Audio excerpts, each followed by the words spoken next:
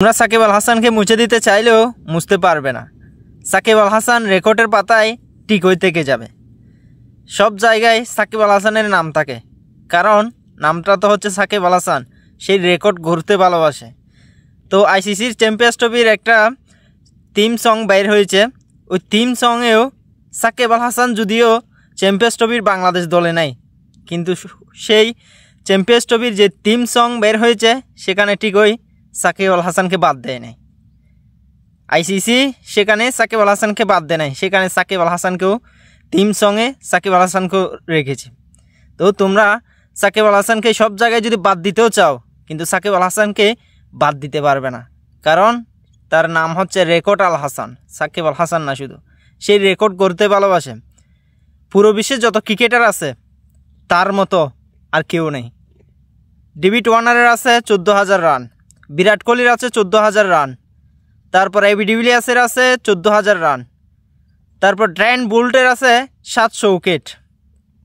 তো এভাবে আরও অনেকের 700 উইকেট আছে, 14,000 রান আছে, কিন্তু সাকিব আল হাসান একজন পুরো বিশ্বের মধ্যে যার কাছে 700 উইকেট তারপর 14,000 রান, দুইটাই আছে। সাকিব আল হাসানের মতো আর কেউ নেই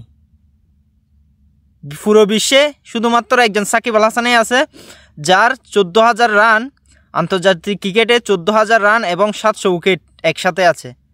এরকম আর কোনো অলরাউন্ডারের কোনো ক্রিকেটারেরই নেই। আছে অনেকের 14,000-এর উপরে রান আছে, হয়তো 700 উইকেটের উপরে উইকেট আছে, কিন্তু দুইটাই একজনের আছে শুধু, সেটার নামই হচ্ছে সাকিব আল হাসান। তোমরা সাকিব আল হাসানকে হয়তো মুছতে চাইতেছ, কিন্তু মুছতে পারবে না।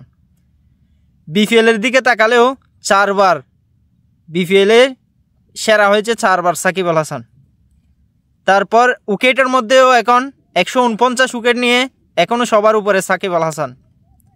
যদিও এক আসরে 22 উইকেট মনে হয় 23 উইকেট ছিল সাকিব আল হাসানের, সেটা হয়তো টপকে গেছে তাসকিন আহমেদ,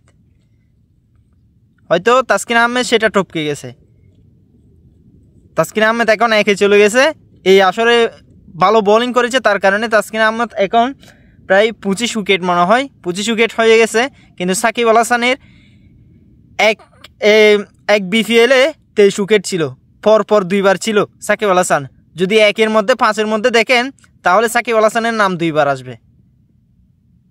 যদিও 2-এর মধ্যে তাসকিন আহমেদ 1-এর মধ্যে চলে আসছে, তারপরেও সাকিব আল হাসানের নাম 2বার আছে। তো সাকিব আল হাসান শুধু রেকর্ড করার কারিগর, সে রেকর্ড করেছে।